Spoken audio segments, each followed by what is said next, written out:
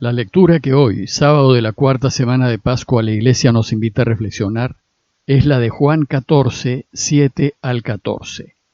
Les leo el texto. En aquel tiempo dijo Jesús a sus discípulos: Si me conocen a mí, conocerán también a mi Padre. Ahora ya lo conocen y lo han visto.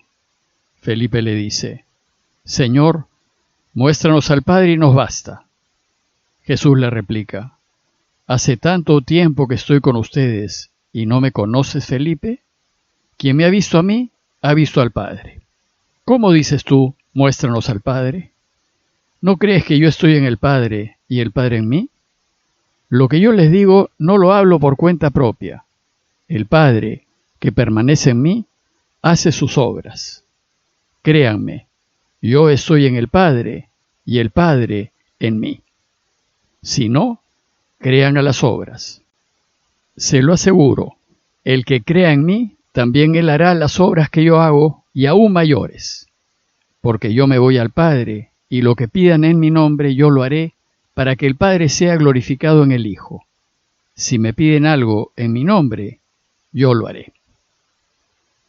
El texto que la Iglesia nos invita a meditar el día de hoy es la continuación inmediata del texto de ayer. Ayer el tema fue el fin y los medios. Y vimos que si queremos ser felices, el único fin que debemos buscar en la vida es Dios. Y en todo lo que decidamos debemos procurar elegir aquello que nos acerque a Dios Padre, aquello que nos ponga al lado de Dios. Pues solo Él es la absoluta, total y verdadera felicidad. Y vimos también que el medio que nos permite alcanzar ese fin es Jesús. Pues Él es el camino. Él nos muestra cómo llegar al Padre. Él nos enseña cómo tenemos que vivir para volver a Dios y ser felices. El texto de hoy profundiza en las enseñanzas de ayer y tiene tres partes claras. Primero, nos habla del deseo de conocer a Dios Padre. Después nos enseña que conoceremos al Padre porque Él actúa por medio de Jesús. Y por último nos enseña que si el Padre actúa por medio de Jesús, Jesús podrá darnos lo que le pidamos y hacer por nosotros lo que deseemos. Veamos la primera enseñanza, que es conocer a Dios Padre y que es el deseo de todo creyente, pues el conocimiento de Dios le llenará completamente la vida. Jesús nos enseña que podemos conocer al Padre por medio de Él. Dice el texto: Si me conocieran a mí, conocerían también a mi Padre. Pero en esta afirmación Jesús se lamenta de que sus discípulos no lo conocen, lo que impide que conozcan al Padre. Ojalá me conocieran, les dice Jesús, pues así conocerían también al Padre. Pero inmediatamente les dice: ahora ya lo conocen y lo han visto. Les dice: abran los ojos, dense cuenta, pueden conocer al Padre y pueden verlo, porque me ven a mí. Sin embargo, los suyos están desaprovechando esta oportunidad, pues pudiendo conocer a Jesús, desgraciadamente no lo conocen y en consecuencia tampoco conocen al Padre. Los evangelios, en especial de Juan y el de Marcos, nos muestran repetidas veces que los discípulos no fueron capaces de entender a Jesús durante su vida pública. Esta vez es Felipe quien en representación de todos le dice: Señor, muéstranos al Padre y nos basta. Ellos quieren ver a Dios. La visión de Dios debe ser el máximo deseo de todo creyente. Pero los discípulos no han entendido lo que Jesús les acaba de decir. Si me conocieran a mí, conocerían también a mi Padre. Y Felipe insiste en ver al Padre, sin tomar conciencia de que lo está viendo en Jesús. Anteriormente, ya Jesús les ha enseñado que Él es la imagen perfecta del Padre, pero parece que esa enseñanza les entró por un oído y les salió por el otro. Y ahora Jesús, medio desilusionado por la pregunta de Felipe, le responde: ¿Hace tanto tiempo que estoy con ustedes y todavía no me conoces, Felipe? Según Juan, Jesús convivió con sus discípulos unos 3 años, pues solía ir anualmente a Jerusalén para celebrar la fiesta de Pascua, y Juan nos narra 3 celebraciones de Pascua en Jerusalén. En la última, en la tercera, lo matarán. De aquí se deduce que la vida de Jesús, según Juan, duró 3 años. Pero la verdad es que no sabemos cuánto duró, pues los otros 3 evangelistas solo nos narran un viaje a Jerusalén, es decir, solo 1 año. Bueno, pues no hay que olvidar que los evangelios no son relatos biográficos, sino pedagógicos, y que los viajes de Jesús a Jerusalén en Pascua no son necesariamente cronológicos, y tal vez solo respondan a los intereses pedagógicos de Juan. Lo cierto es que debió estar con ellos un buen tiempo, y a esto se refiere Jesús cuando les dijo: «Hace tanto tiempo que estoy con ustedes, mañana, tarde y noche, y todavía no me conocen». Es decir, tiempo suficiente para que sus discípulos lo conozcan, pero la verdad es que a pesar de ello, aún no lo conocen. Entonces Jesús les vuelve a repetir: «Quien me ha visto a mí, ha visto al Padre. Si quieren ver al Padre, lo tienen frente a ustedes». Jesús parece que se desespera un poco del poco entendimiento de sus discípulos, pues les dice: «¿Cómo dices tú, muéstranos al Padre? ¿No crees que yo estoy en el Padre y el Padre en mí? ¿Cómo no se dan cuenta? No es necesario que les muestre al Padre. Lo están viendo. Yo estoy en el Padre y el Padre en mí».